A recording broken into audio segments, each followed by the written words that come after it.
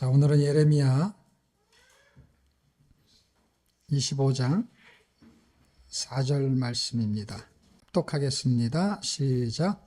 그러므로 여호와께서 그의 모든 종 선지자를 너희에게 끊임없이 보내셨으나 너희가 순종하지 아니하였으며 귀를 기울여 듣지도 아니하였도다. 아멘. 예레미야가 언제부터 사역을 했냐 하면은요, 1장을 한번 보겠습니다. 이스라엘에 굉장히 큰 선지자들이 많이 있는데 그 중에 이제 이사야하고 예레미야가 되게 큰 선지자 중에 하나입니다. 그 선지자들 중에서는 이제 이사야가 한 700년 경에 사역을 했고, 주전이에요. 예수님 오시기 전. 예레미야는 한 600년 경 그렇게 사역을 했습니다. 1장 1절에서 3절까지를 보게 되면 이제 요시야가 어떻게 사역을 했는지를 잘 설명해 주게 됩니다. 베냐민 땅 아나돗의 제사장 중 힐기야의 아들 예레미야의 말씀이라. 오늘의 제목이 이제 하나님의 소리잖아요. 그러니까 예레미야가 말을 한 거예요. 근데 하나님이 예레미야를 통해서 말씀했기 때문에 이게 하나님의 소리가 되는 거예요. 그런데 언제부터 하나님이 소리를 내기 시작했느냐? 물론 당연히 창세 때부터 그분이 아담에게도 말씀하시고, 근데 이제 선지자가 등장할 때는 선지자를 통해서 말씀을 해요. 모세를 통해서도 말씀을 했고, 그런데 그 하나님의 소리가 계속해서 끊이지 않고 진행이 됐다라는 것을 의미부여를 좀 하려고 합니다. 그런데 일단 예레미야 때부터 언제까지냐면, 예레미야 한 사람을 통해서 계속 말씀을 전하는데, 이제 이 예레미야가 남유다의 선지자예요. 그러니까 북이스라엘이 멸망하고 그 다음에 남유다가 멸망하게 됩니다. 그런데 멸망하게 된 후에 이걸 다 기록하는 거기 때문에 멸망하게 되는 그 내용을 3절까지 다 쓰고 있어요. 요시야라는 왕이 등장을 하고, 요시야가 이제 죽어요. 여러분이 성경을 좀 알게 되면은 애굽왕한테 죽게 되죠. 애굽왕이 바로 너고라는 왕이 이제 북쪽으로 올라가서 갈그미스 전쟁을 하려고 하는 찰나에 그 자기 나라를 지나가니까 못 가게 하려고 요시야가 방비하다가 죽음을 당하게 됩니다. 그게 이제 열왕기하 23, 24, 25 그 사이에 이제 기록된 이야기죠. 그때가 이제 나라가 멸망하게 되는 굉장히 어려운 상황에 봉착하게 되는 거예요. 역사적인 배경을 조금 알아야만이 성경이 재밌어져요. 그리고 재미가 없고 역사가 모른다 하더라도 재밌을 수가 있어요. 그게 뭐냐면 그 역사는 상관없이 나하고 연관성이 있으면 재밌어지기 시작을 해요. 근데 이제 성경을 계속 봐야 되는 상황에서는 처음 교회를 나온 사람은 당연히 역사를 모르겠죠. 근데 시간이 지나서 공부를 하게 되면은 역사를 알아지겠죠. 알아지면은 재밌는 게 부가가 되는 거죠. 플러스가 되는 거죠. 여러분이 어떤 친구가 야구를 좋아해서 야구장에 데리고 가요. 근데 그 친구 때문에 가. 근데 야구의 룰을 하나도 몰라. 그 재미가 하나도 없죠. 근데 그 친구 때문에 가기 때문에 가는 거야, 그냥. 그래서 친구 아니었으면 아예 가지도 않고 더 재미가 없는데, 친구가 있으니까 그나마 그냥 가서 뭐 치킨 먹는 재미라도 있겠죠. 그래서 거기 앉아가지고 있는데 얘는 막 열광하면서 보는 거예요. 왜냐하면 그 게임의 진행의 룰을 알고 관전 포인트를 알게 되는 거예요. 여러분, 교회 나와서도 졸린 이유는 설교 때문이 아니에요, 여러분. 왠지 아세요? 여러분, 게임을 하는데 게임의 질에 따라서 재미있고 없고가 아니에요. 다시 말해 무슨 얘기냐면, 게임이 점수가 잘 안 나. 점수가 나오면 재밌거든요. 그게 뭐냐면 아멘이 터지는 내용이 있으면 재밌겠죠. 내가 아멘 하고 싶은 내용이. 근데 이게 꼬링이 안 되고, 예를 들면 축구를 보는데 꼬링이 안 되고, 그다음에 야구를 보는데 점수가 안 나고, 그럼 재미가 없잖아요. 근데 점수가 안 나고 꼬링이 안 돼도 관전 포인트가 있으면 재밌어요. 그러니까 관전 포인트 아무것도 모르는 사람은 뭐에 재밌는 줄 아세요? 예화가 재밌는 거예요. 그게 꼬링이야. 꼬링이 되면 내가 편을 하나 적긴 했는데 룰을 하나도 모르는데 우리 편이 그냥 골을 넣었어. 그러면 아멘이 나오는 거예요. 우와가 나오든지 와 이렇게. 그게 설교를 듣다가 맞아. 내가 그래야 되는데 하는 그 아무 배경도 모르는데 그런 얘기를 들으면 그냥 아멘이 자기도 모르게 나와. 그러면 그냥 예배가 은혜가 됐다는 거예요. 왜냐하면 예화가 그런 게 나오면. 예화라는 건 이렇게 삶의 연관성이 있는 부분이 많거든요. 그런 거. 그러니까 대부분이 성경 지식이 없으니까 목사님들이 예화를 정말 많이 쓰는 거예요. 왜냐하면 다 재미없다가 갈까봐. 근데 이 게임이라는 거는 재미있게 하려고 하더라도 뭐 그게 실력에 따라서 나오는 거니까 꼬링이 될 때도 있고 안 될 때도 있는 건지 그걸 억지로 짜낼 수가 없잖아요. 무슨 얘기냐면 억지로 짜내서 아멘을 받아낼 수가 없는 거예요. 이 에레미야는 선지자가 큰 선지자가 된 것도 마찬가지. 이 성경을 보는 관전 포인트가 필요한 거예요. 그 관전 포인트. 그러니까 왜 기록됐느냐가 관전 포인트예요. 그렇잖아요. 기록이 됐는데 성경으로 기록이 됐고 에레미야가 하나님의 말씀을 받은 게 지금 52장이나 돼 있는데 지금 이사야는 66장이나 돼 있고 근데 뒤로 가다 보면은 막 석 장짜리, 6장짜리, 5장짜리, 4장짜리 이런 게 있단 말이에요. 그러면은 얘네들은 뭐야? 그렇게 적을 게 없나? 그게 아니라 관전 포인트. 그 사람들은요 딱 할 말만 딱 하는 거예요. 예레미야는요 할 말 또 하고 또 하고 또 하고 그래서요 지금 제가 본문으로 찾은 25장 4절의 내용 있죠. 그렇게 하나님이 소리를 냈다는 거예요. 그것만도요 대여섯 번 나와. 똑같은 얘기를 해. 그러니까 무슨 얘기냐면 잔소리를 뒤집다 해야 되는 게 뭐예요? 예레미야예요. 왜 그런 줄 아세요? 예레미야 이름도 한국말로 하게 되면 너무 좋아. 예레미야. 하나님이 예레미야를 통해서 백성들에게 말하잖아요. 그럴 때마다 백성들이 노해요.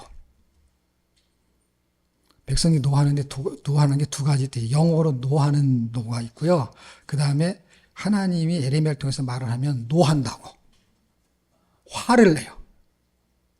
화를 내서 심하면은 예레미야를 잡아 죽이려고 그래요. 생각해 보세요. 화가 심하니까 잡아 죽이는 거예요. 그런데 화만 심한 게 아니라 하나님의 말씀에 예스가 아니고 뭐라고요? 노예요. 그래서 예레미야를 통해서 계속 52장까지 한 얘기 또 하고 하면서 하는 얘기가 뭐냐면 이해할 때까지. 그게 관전 포인트예요. 지금 제가 말하는 게 우스갯소리 같지만 이게 관전 포인트라고. 이 사람들이 이해를 안 해. 여러분 생각해 보세요. 여러분의 자녀가 뭘 잘못했는데 자꾸 말하는데 대답도 안 하고 잘못했다고도 안 해. 그럼 뭐라는 줄 아세요? 대답을 가르쳐줘. 엄마가. 잘못했다고 해. 이렇게 가르쳐줘. 여기서 가르쳐줘야 다 똑같아요. 성경이 전혀 어렵지가 않아요. 뭘 가르쳐준다고요? 대답할 걸 가르쳐줘요. 근데 끝까지 대답을 안 하죠. 누가? 첫째가. 끝까지 대답을 안 해요. 둘째는 어때요? 둘째는 몽둥이가 날라오기 전에 대답을 해요. 그래서 지금 성경이 첫째라고 하면은 저와 여러분이 둘째가 되셔야 돼요. 성경을 통해서 끝까지 대답을 안 하다 얻어 터져서 어떻게 되는 거예요? 포로로 잡혀가고 그 다음에 사로잡히고 그 얘기를 하는 거예요. 자, 1장 1절의 얘기가 예레미야가 이제 출발하는 거예요. 예레미야를 통해서 하나님 말씀해요. 어떤 시대에는 이사야를 통해서 말씀해요. 그런데 아몬의 아들 요시야가 다스린 지 13년이면은요, 그때 당시에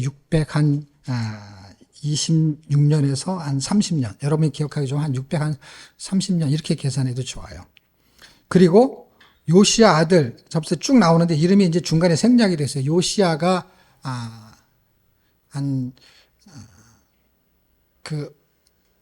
이 나라가 멸망하는 5명의 왕이 등장하는 그 핵심의 끄트머리에 있는 중요한 왕이 요시야인데 요시야가 죽으면서 여호아하스가 왕을 해요.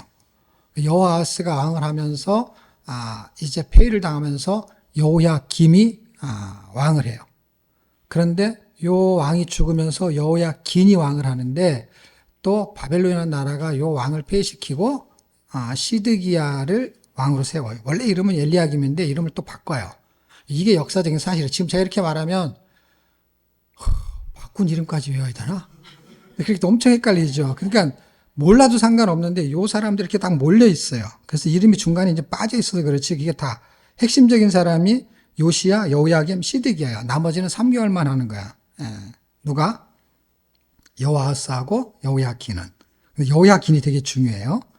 나중에 회복이 될 때 여호야긴을 하나님이 사용해. 여호야긴을 사용을 하죠. 자, 어쨌든 시드기야 제11년 말까지 임하니라. 이해 5월 예루살렘이 사로잡히니라 라는 얘기예요. 이건 결론을 다 말하고 출발하는 거예요. 왜? 아직 시작을 안 했잖아요.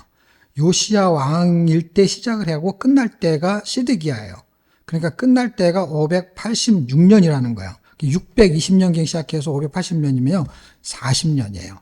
40년 동안의 이야기가 여기 기록이 된 건데 그 이후에도 예레미야가 활동을 해요.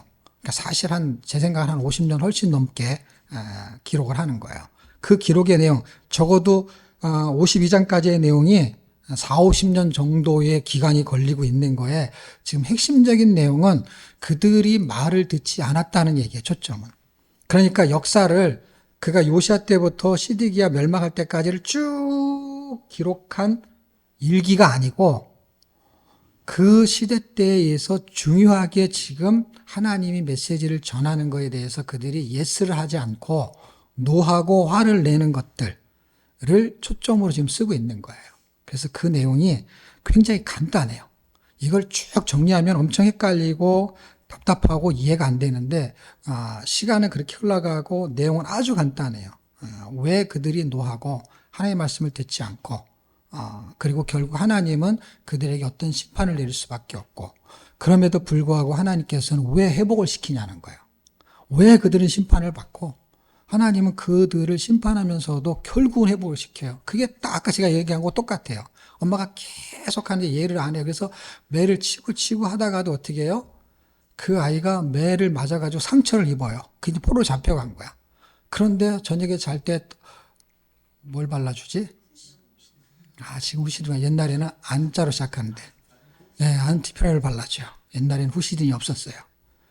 그래서 그걸 발라줘요. 상처받은데. 회복을 시켜요. 누가? 엄마가 북치고 장구치고 다 해. 그리고 대답도 다 알려줘. 근데 나머지 자식들은 그냥 그런 과정을 쭉 거쳐요. 그래서 김씨 집안도 그렇게 거치고 조씨 집안도 그렇게 거치고 모든 집안이 다 그 과정을 거쳐요.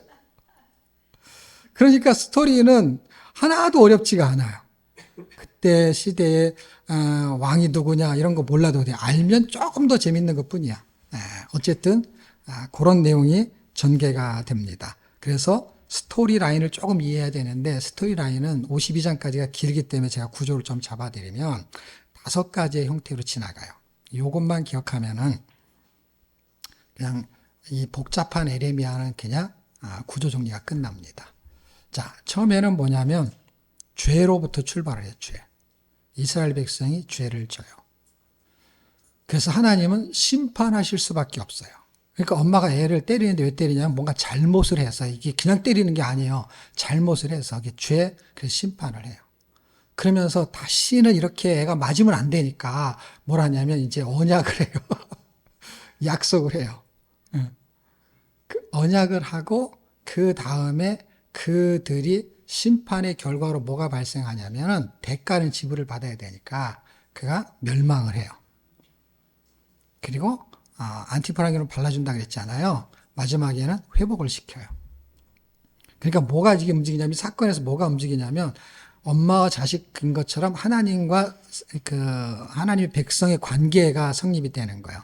그래서 하나님의 백성은 하나님에 대해서 죄를 짓고 하나님은 그 죄에 대해서 민감하기 때문에 그걸 눈 감아 줄 수가 없는 거예요.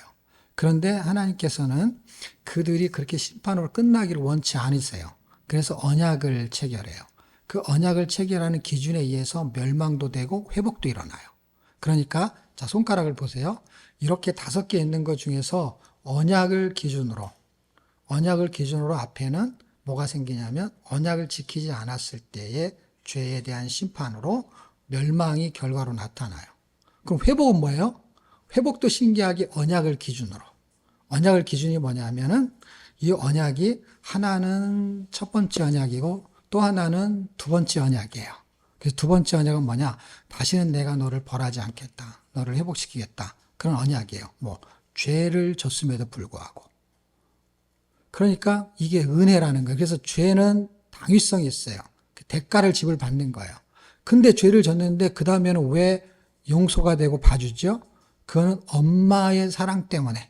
저렇게 계속 죄를 들 때마다 매를 치었다가는 죽을 것 같아. 그래서 걔를 살릴 수 있는 방법은 이것도 사랑인데 여기의 사랑은 뭐냐면 자기가 대신 그거를 감당하는 은혜를 말하는 거예요. 그러니까 죄를 봐주는 것 같은데 그게 아니고 죄에 대해서는 의가 움직이기 때문에 죄에 대해서는 벌을 주는데 첫 번째는 사람이 죄를 진 거는 사람이 그 죄를 받아요. 두 번째도 사람이 죄를 졌는데 그거의 죄는 누가 받냐면 당신이 받겠다는 거야. 이해가 됐으면 좋겠는데. 그러니까 봐주는 것 같은데 봐주는 게 아니라 대신 죽는 거예요. 그러니까 누가 벌을 받느냐의 차이가 나타나는 거예요. 자, 이렇게 흘러가게 됩니다. 자, 구조를 조금만 더 설명하면 1장부터 13장까지는 유다의 죄악을 말하는데 그 유다의 죄악은 이 백성이 유다니까 그렇지 사실 나를 대입하면 우리의 죄하고 똑같아요. 거기에 읽어보면 다 우리가 그 죄를 질 수밖에 없는 거에 해당이 됩니다. 14장부터 25장까지 지금 우리가 25장을 보는 본문인데요. 25장까지는 뭐가 움직이냐면은 하나님의 심판의 당위성이 움직여요. 왜냐하면 14장부터 계속 심판을 하겠다는 거예요. 그러니까 죄에 대한 심판의 당위성이 움직여요. 그래서 하나님께서는 언약을 체결하는데 26장에서 33장까지 언약을 체결해요. 그 33장이 두 번째 언약인데 우리가 잘 아는 새 언약입니다. 그래서 새 언약이라는 말이 구약에 처음 등장하는데 그게 33장 에레미야에서만 등장을 해요. 이거를 히브리서가 그대로 갖다가 인용을 해요. 10장에서. 그러니까 구약을 잘 설명해 주는 책이 히브리서인데 그 히브리서가 어떤 내용이 담겨져 있냐면 제사에 대한 내용이 담겨져 있어요. 제사는 죽는 거야. 너 오늘 제사 날이야. 그럼 죽는다는 뜻이에요. 제사에 대한 내용을 담가 놓았을 때 그 첫 번째 제사인 레위기의 이야기와 에레미야 이야기가 다 들어있는 게 히브리서예요. 그래서 그러고 하면 또 어려우니까 일단 그렇다는 것만 알아두고 성경이 뼈대를 아는 상태에서 살을 붙여야지 하나를 가지고 너무 파면 안 돼. 예를 들면은 다리 하나만 열심히 공부하게 되면은요. 다리만 크고 나머지는 다 가늘어지는 거야. 그러니까 처음에는 그렇게 철사 같은 걸로 이렇게 만든 다음에 진흙을 붙이면서 사람 모양 만든 것처럼 처음에는 구조를 이해하는 게 되게 중요해요. 근데 구조는 모르는 상태에서 에레미야가 다리 다쳐봐. 다리 하나만 막 하는데 이게 또 짝다리야. 왜냐하면 다리 하나는 이사야고 한쪽 다리는 예레미야인데 이사야는 모르고 에레미야 말어. 그러면 한쪽 다리를 이렇게 걸을 수밖에 없는 거야. 그리고 팔은 가늘어가지고 뭘 집어먹을 수도 없어. 뭐를 집어먹을 수도 없고. 성경 지식이 그렇다니까요. 그래서 뭔가 아는 것 같은데 균형이 안 맞아. 그리고 2단에는 쏙 넘어가고 1단에는 안 넘어가. 왜? 2단 옆차이가 더 세니까. 뭐 이렇게 하여튼 불균형이 있어서 구조를 잡는 게 되게 중요합니다. 뼈대를 갖는 거야. 그러면 나중에 이렇게 살이 붙어서 히브리서에 가면은 레위기의 말이 그런 거고 예레미야 말이 그런 거구나. 왜? 스토리에서 이야기가 어차피 전개되는 거니까. 자, 그렇다 보니까 33장까지 간 상태에서 34장에서 45장까지는 그 첫 번째 언약에 대해서 기준에 의해서 멸망이 진행이 되는 거예요. 그럼 첫 번째 언약도 여기서 나오냐? 나와요, 신기하게도. 11장을 볼게요. 이들이 멸망하는 이유는요, 11장 그 첫 번째 언약 때문에 그래요. 그래서 33장의 두 번째 언약이 움직이는 거예요. 자, 보세요. 외우기 좋아요. 첫 번째 언약은 1땡. 두 번째 언약은 3땡. 뭐가 높아요? 네, 3땡이 높으니까 이게 해결이 되는 거야. 자, 그 앞에 1절부터 쭉 읽어야 되는데 그 3절 언약의 말을 쫓지 않는 자는 저주를 받을 것이나 언약의 말을 듣지 않는 자, 하나님의 소리를 듣지 않는 자, 이 언약은 내가 너희 열조 애굽 땅에서 다 읽지 않을게요. 무슨 얘기예요? 시내산에서 낸 언약이 있다는 게 없다는 거예요. 예, 그게 첫 번째 언약인 거예요. 그러면 시내산에서 낸 첫 번째 언약이 있고 그다음에 모압 땅에서 또 낸 언약이 있어요. 그게 두 번째 언약이에요. 그러니까 신명기에서도요, 두 개의 언약이 다 기록이 돼 있어요. 그런데 새 언약이라는 단어가 거기 안 나오기 때문에 사람들은 잘 몰라. 그래서 헷갈려. 그래서 일단 여기서 여기서 지금 말하는 게 첫 언약이라는 얘기를 안 해도 다 알겠죠. 애굽 땅에서 나왔을 때니까 이게 신의 산이거든요. 그때가 딱. 자, 그 다음에 이제 33장으로 갑니다. 그 첫 번째 언약을 기준으로 해서 하나님 벌을 내리는 거니까 하나님이 기분 나빠서 벌을 내리는 게 아니라 기준이 있었다는 거예요. 그러니까 우리가 잘못해도 회복이 되는 거는요, 내가 예쁘게 생겨서 돈이 많아서 헌금을 많이 해서 그런 게 아니고 하나님이 언약을 해놓은 게 있기 때문인 거예요. 33장에 가게 되면은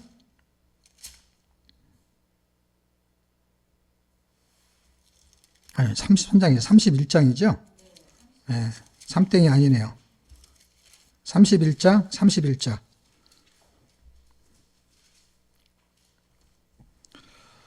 나 여호와가 말하노라 보라 날이 이르니 내가 이스라엘 집과 유다 집에 새 언약을 세우리니 아까 지금 11장 4절에 세운 그 언약 외에 이 언약이 있었기 때문에 새 언약이라는 거예요. 이것으로 인해 가지고 어떻게 해요? 이 백성을 하나님이 회복시키겠다라는 이야기를 지금 기록하고 있는 거고 아까 우리가 말하다 그만둔 히브리서도 그 얘기를 쓰고 있는 거예요. 첫 언약에 의해서 제사를 막 지내고 그거를 회복시키는 그런 일들이 매년 반복됐던 일들이 이제는 새 언약에 의해서 예수님이 십자가의 죽으심을 통해 가지고 이제는 완전히 회복이 된다는 거예요. 죄의 문제를 해결하시겠다라는 거예요. 그래서 그게 역학적으로 계속 움직이는 거예요. 그래서 점점점 깊어지는 것이죠. 자, 그러면 이제 46장에서 52장까지는 하나님 회복을 시켜요. 그 회복을 시키는 이유는 이 31장을 근거하기 때문에 그렇습니다. 11장의 기준에 의해서 이 나라가 멸망해요. 그런데 하나님이 이 나라를 회복시켜요. 이 나라를 회복시키는데 그게 여호야긴을 통해서 회복시킵니다. 그래서 52장 끝에 읽어보게 되면은 포로로 잡혀갔던 왕들 중에서 여호야긴의 머리를 들게 해요. 그래서 그 나라 왕과 밥을 같이 먹게 하면서 회복이 돼요. 그리고 점진적인 회복은 포로에서 귀환하는 것으로. 그리고 그 내용도 에레미야서에 다 기록이 돼 있죠. 70년이 지나면 회복이 된다라고 하는 건 뭐예요? 새 언약이 기준이에요. 새 언약이.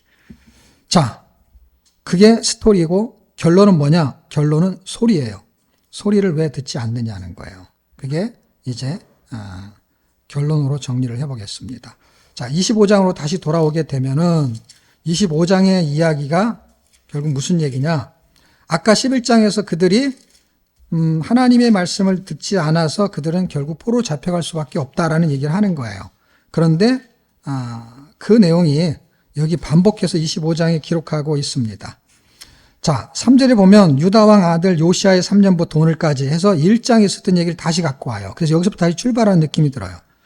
요시아의 아들 여호야김 때인데 4절에 보면 여호와께서 그종 선지자들을 보내사 부지런히 보냈으나 저희가 듣지 아니하였도다. 이렇게 듣지 아니하였도다라는 걸 통해서 결국 이들이 어떻게 되느냐?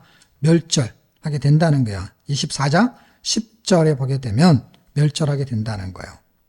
그게 심판이죠. 그 심판을 어떻게 하겠다는 거예요? 그 9절, 25장 9절, 내 종 바벨론은 느부갓셋날, 느부갓네살 이 왕을 불러다가 70년 동안 섬기게 하겠다. 11절. 자, 이렇게 스토리가 전개될 때에 이거는 이제 이미 지나간 과거예요. 이거하고 나하고 상관이 있는 걸 찾아야 하는데 그게 뭐냐면 내가 하나님의 소리를 듣는 자인가 안 듣는 자인가요. 여기 역사를 공부하면은 그래 옛날에 그런 일이 있었구나 하는 게 나하고 무슨 상관이냐는 거예요. 그게 나하고 상관이 있다는 거 뭐예요? 하나님이 언약을 통해서 내가 구원받는 거. 그 다음에 하나님이 나에게 소리를 내는데 내가 그걸 듣고 있는 자인지 아니면 듣지 않는 자인지. 그럴 때 두 가지가 움직입니다. 하나는 뭐냐면 내가 듣고 싶은 소리만 듣는다는 거예요.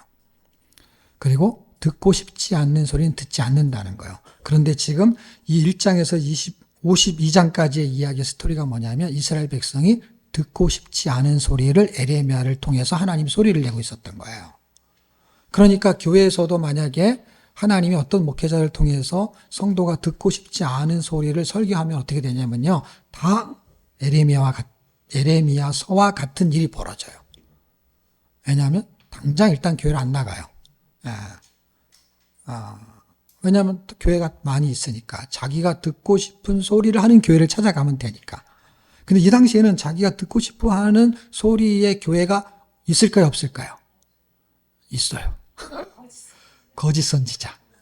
거짓 선지자가 교회인 거예요. 말하자면 다른 교회, 지금으로 말하면. 그 다른 거짓 선지자들이 계속 뭐라 그랬냐면 이렇게 말해 하나님이. 나는 너를 보내지 않았다. 지금 여기서 계속 강조하는 게 뭐냐면 하나님이 보냈는데 선지자를 그 보낸 선지자 말은 듣지 않는다는 거예요. 그런데 거짓 선지자는 보내지 않았는데 그 사람이 자칭 선지자라고 하면서 뭐예요? 하나님이 보냈다고 말하는데 성경에 예레미야 쫙 읽어보십시오. 뭐라고 쓰였냐면 내가 보내지 않았는데 자기들은 자기 하나님이 보냈다고 말하는 거야. 그게 선지자니까. 그래서 성경에는 하나님이 보낸 선지자와 하나님이 보내지 않은 선지자가 대비해서 나와요.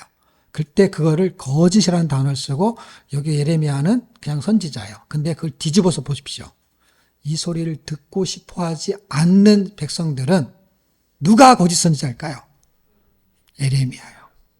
그리고 성경에서 예레미야를 통해서 하나님이 저건 거짓 선지자야 라고 말하는 하나님의 소리를 듣는 그 백성들이 그 선지자를 다시 말하면 하나님이 거짓 선지자라고 하는 그 소리가 너무 듣기가 좋아요.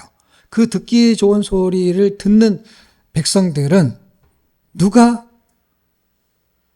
거짓 선지자고 누가 참 선지자예요?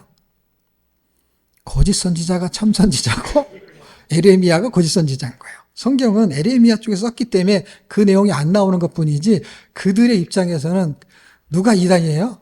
이단은 1단이 2단이고 1단은 2단이 2단인 거예요. 무슨 말인지 1단이라고 하는 그 정통 기독교는 2단한테 2단이라고 해요. 그럼 2단은 뭐라 그러는지 아세요? 이게 1단이다 2단이라 구분하기 이상한데 이렇게 단수로 그냥 계산하면 이 정통이 1단, 2단이 2단 이렇게 무슨 태권도 단처럼 그랬을 때 2단한테 1단이 넌 2단이야 라고 할 때 2단들이 1단을 보고 뭐라 그럴까요? 2단인 거예요. 그래서 전부 2단이에요. 그리고 전부 1단이에요. 이쪽도 2단이라고 저쪽도 2단이니까 다 2단이잖아요. 누가 보면 예수 안 믿는 사람이 보면 다 2단이잖아요. 저것들 다 2단이네. 근데 자기들 편에서 보면 뭐예요? 다 1단인 거예요. 나도 1단, 자기들도 1단. 그러니까 지금 성경은 이게 그대로 인용이 되고 있다는 걸 기억하셔야 돼요. 지금 이 세상에서 1단과 2단이 시비를 붙는 거에 뭐가 강하게 움직이느냐? 놀랍게도 2단이 강하게 움직인다는 거예요. 그냥 듣기 좋은 소리. 그래서 이게 듣기 좋은 소리인지 들어야 될 소리인지를 구분하는 방법이 딱 하나 있는데 그거는 여러분이 성경을 읽어서 내가 들어야 될 소리가 무엇인지를 찾으셔야 돼요. 듣기 좋은 소리와 듣기 좋은 소리와 듣기 싫은 소리가 있어요. 나한테. 근데 그거는 있어요. 그거는 확실히 구분이 돼요. 근데 여러분이 뭘 찾으셔야 되냐면 듣기 좋은 소리가 맞는 건지 듣기 싫은 소리가 맞는 건지를 확인하는 방법이 있어야 돼요. 그 확인하는 방법은 내가 듣기 싫은 소리인데 그 듣기 싫은 소리가 맞는 건지 틀리는 건지를 내가 구분할 수가 없다라는 거야. 그냥 나는 듣기 싫은 거야. 뭐냐면 나한테 뭐라고 하니까. 근데 뭐라고 하는 그 소리가 틀린 소리일 수도 있고 맞는 소리일 수도 있어요. 그러니까 내가 기준을 잡으면은 그냥 듣기 좋은 소리는 맞는 거고 듣기 싫은 소리는 틀린 거고 이렇게 해버리면 안 된다는 거야. 그럼 2단은 그냥 뭐든지 다 남이 2단인 거예요. 2단들이 남을 볼 때는. 그러니까 이게 독불장군 신앙생활이라 자기 혼자 신앙생활 잘하는 거예요. 하나님하고 아무 상관이 없는 거예요. 주위 사람들하고 얼마나 친할 수 있어요. 왜냐 내가 잘해주고 칭찬받고 하는 거는 듣기 좋은 소리만 서로 해야 되니까. 그러니까 얼마나 친하겠어요. 교인들끼리는. 하나님하고는 하나도 안 친해. 그런데 하나님의 신앙을 갖고 싶은 사람이 있다면은 내가 지금 이 교회가 좋은데 다녀야 될지 말아야 될지를 여기에 분위기로 계산되는 게 아니고 나쁜 곳인데 좋은 분위기가 있고 좋은 곳인데 나쁜 분위기가 있을 수 있어요. 착각하면 안 되는 거야. 근데 좋은데 왜 나쁜 분위기가 있을 수 있어요? 그거는 갈등이 있기 때문에 그런 거예요. 갈등이. 사람마다 성향도 다르고 성품도 다르기 때문에 좋은 정통 기독교단 안에서도요, 사람들마다의 성향 때문에 약간의 불협화음이 있을 수도 있지만, 근데 그것 때문에 나쁜 교회가 되는 건 아닌 거예요. 좋은 분위기 때문에 좋은 교회가 되는 건 아니라는 거야. 그거는 수평적으로 보면 안 되고 수직적으로 봐야 되는 것이죠. 그래서 성경을 읽으셔야 됩니다. 성경을 읽어서 성경을 읽어보니까 저 목사님은 성경에 있는 내용을 말하는데 내가 듣기가 거북하구나. 근데 어느 날 듣기 거북한 소리가 들리기 시작하면 그걸 은혜라고 하는 거예요. 듣기 좋은 소리는 은혜가 아니에요, 여러분. 듣기 좋은 소리는요, 깡패들도야, 그럼 다 은혜지 뭐. 다 듣기 좋은 소리인데. 듣기 좋은 소리와 칭찬하고 좀 다른 거예요, 여러분. 뭘 잘못했는데도 괜찮아, 너 할 수 있어 라는 거 용기를 주는 말이 있고, 틀리고 잘못했는데도 괜찮아, 그렇게 남을 때리고 횡패를 부려도 돼, 이런 건 아닌 거지. 그 구분을 못하면 안 되는 것이죠. 그래서 결론은 간단합니다. 하나님이 부지런히 보냈다는 거예요. 그 부지런히 보냈다는 것이 지금 7장에서도 한번 나오는데 언제부터 보냈냐? 두 개만 찾아드리고, 그리고 여러분이 한번 찾아보세요. 한 대여섯 개가 나와요. 그렇게 계속 보냈다는 거예요. 여러분 이 교회 가면 이 교회에서 목회자가, 저기 가면 저기에서 목회자가 어느 곳에서 분명히 바른 말을 하는 목회자가 있었을 거예요. 7장 25절 너희 열조가 애굽 땅에서 나온 날부터 오늘까지 내가 내 종 선지자를 너희에게 보내었으니 어떻게 보냈다고요? 부지런히 보냈다는 거예요. 그 전에도 있었지만 일단 출애굽을 기준으로 말해요. 왜냐하면 언약을 할 때부터를 기준으로 삼는 거예요. 여기서 말하는 거나. 11장에 가면 그때부터 언약했다는 애굽의 이야기를 자꾸 하는 거예요. 출애굽했을 때. 그때부터 내가 계속 선지자를 보냈다라는 거예요. 이때 출발한 선지자는 모세죠. 모세의 말을 들었냐? 안 들었어요, 여러분. 모세의 말을. 이때부터 출발해서 25장, 26장, 29장, 근데 한 35장, 44장, 35장, 두 개만 더 읽고 마칠게요. 35장, 12절. 14절부터 이야기인데요. 여기는 부지런히 보냈다는 얘기를 하다가 부지런히 보냈는데 부지런히 보내지 않는 내갑 족속하고도 차이가 너무 많이 나니까 그냥 하나님이 에레미야를 통해서 너무 그냥 화가 엄청 났던 것 같아. 그래갖고 엄마가 애 잘못할 때 막 화를 내면서 옆집에 레신해 가지고 좀 보라고. 걔네 자식들은 그 할아버지가 한 말을 지금까지 지키는데 너는 이게 뭐냐고. 그래갖고 하나님이 뒤끝이 수천 년 가는 분이야. 하나님은 뒤끝이 있는 분이에요, 뒤끝이. 그래가지고 수천 년 동안 있었던 이야기를 끄집어내요. 14절부터 35장 레갑의 아들 요나답 그의 자손의 포도주를 마시지 말라. 우리 쭉 해갖고 그의 선조들의 명령을 순종하여 오늘날까지 마시지 않았다. 이게 계속해서 이 레갑의 요나답이 나오는 거는요. 왕정시대 그 앞에 그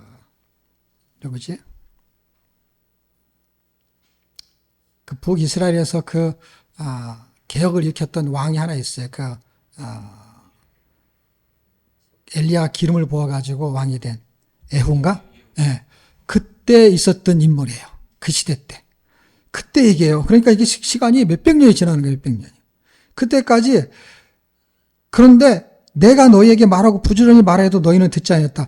그들은 그 말을 듣고 몇백 년을 지켰는데 내가 뭐 애굽 때부터 그때부터 쭉 출발해서 15절 부지런히 보내고 16절. 그래갖고 이거는 지금 비교를 하는 거예요.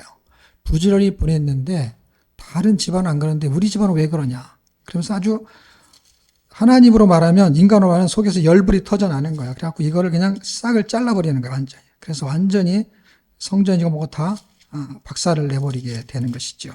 그게 이제 39장이 완전히 함락되는 이야기가 등장하고 선지자 얘기를 한 번만 더 하고 이제 마치게 되는데 44장 4절인데요. 지금 제가 7장에서 44장까지 봤어요. 근데 보세요. 1장에서부터 52장까지 이야기에 지금 7장은 거의 앞부분이고 44장은 뒷부분이에요. 그 다음에 아까 25장, 26장 다 아니고 지금 29장, 그 다음에 30 몇 장이 있는데 지금 계속해서 말하고 있다는 걸 기억하셔야 돼요. 스토리가 진행되는 중간에. 내가 나의 모든 종 선지자들을 그들에게 보내되 부지런히 보내어 이르기를 하면서 나라가 멸망한 상태에서도 말해요. 계속해서. 근데 이 소리가 귀에 들리지 않는다는 것입니다. 은혜는 이렇게 설명할 수 있어요. 하나님의 소리가 들리면 은혜입니다. 들리는 거예요. 좋은 소리는요, 저 멀리서 얘기해도 들려요. 조그맣게 얘기해도 들려요. 나를 칭찬하는 소리 잘 들려요. 기분이 막 좋아져요. 근데 성경을 읽으면요, 기분이 확 나빠지고요. 졸음이 오는 이유가 뭔지 아세요? 별로 듣고 싶은 소리가 없어요. 내가 듣고 싶은 소리는 재밌다니까요, 여러분. 잘 생각해 보세요. 보고 싶은 걸 보면 재밌는데, 보기 싫은 걸 보면은요, 눈이 감겨지고 안 보고 싶죠. 무서운 영화 보기 싫은 사람은 그거 보면 안 보고 싶죠. 근데 싸우는 영화 좋아하는 사람은 그런 영화가 재밌죠. 그것처럼 성경이 재미있는 사람이 있고 재미없는 사람이 있는데, 이게 갈급한 사람은 재밌어요. 여러분, 음식도 갈급한 사람은 맛있어요. 내용물이 싸구려라도, 라면이라도. 배부른 사람은요, 진수성찬도 맛없어요. 이게 나를 구원하고 영원히 살게 하겠다라는 게 진수성찬이라고 합시다. 그런데요, 맛이 없어요. 네, 근데 내가 죽게 생겼어요. 그럼 그렇게 안 먹던 현미가 씹어져요. 죽게 생기면 현미가 씹어진다고.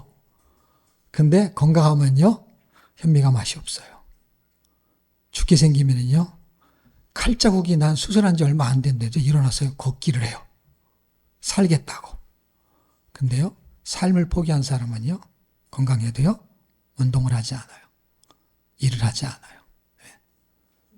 그 사람의 갈급함은 다 다른 거예요. 돈이 있냐 없냐 이런 게 아니라 갈급함이에요. 그래서 하나님이 영적인 갈급함을 준다는 것도 은혜라고 생각을 합니다. 그런 은혜가 넘치기를 주의 이름으로 축복합니다.